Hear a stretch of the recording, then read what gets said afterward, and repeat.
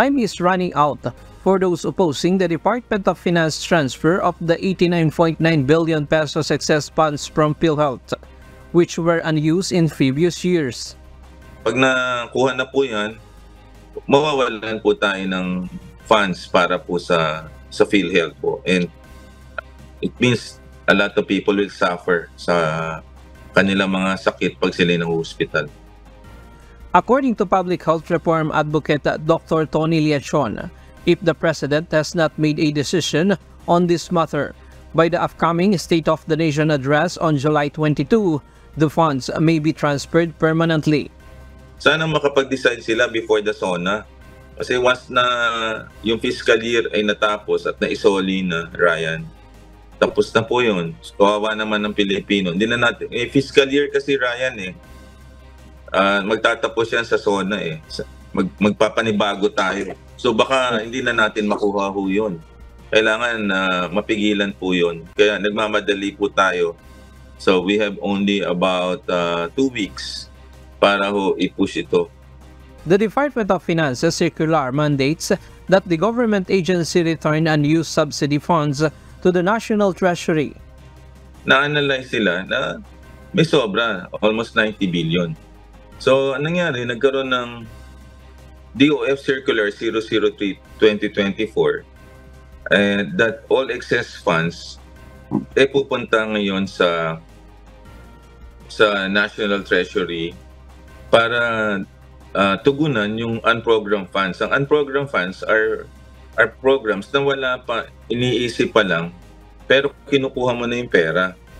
According to Liachon, this action violates the Universal Healthcare Law and other laws, rendering the funds retrieval not only unconstitutional and illegal, but also immoral. To me, hindi ako a lawyer, but we had meetings with legal luminaries in one meeting nung aming syntax with the medical organization. Ang sabi nila, it might violate the Universal Healthcare Law, it might violate the syntax law, and the train law because health funds should only be allocated or earmarked for health. It cannot go to other agencies na hindi directly to health. Despite having such a large unused fund, the premium or monthly contribution paid by PhilHealth members continues to rise to 5%. Additionally, the prices of medicine are also increasing, but according to him, the case rate or discount that patient with condition like heart disease and cancer could receive are not increasing. And then, ninanakawan din natin yung mga kababayan natin, particularly mahihirap na wala silang health maintenance organization or savings. And to us, pagka nangyari ito, we will perpetuate right now an error na hindi na natin makokorek kasi magkakaroon siya ng precedent. He said a lot could be done with the unused funds to improve the country's healthcare system, which is falling behind in Southeast Asia.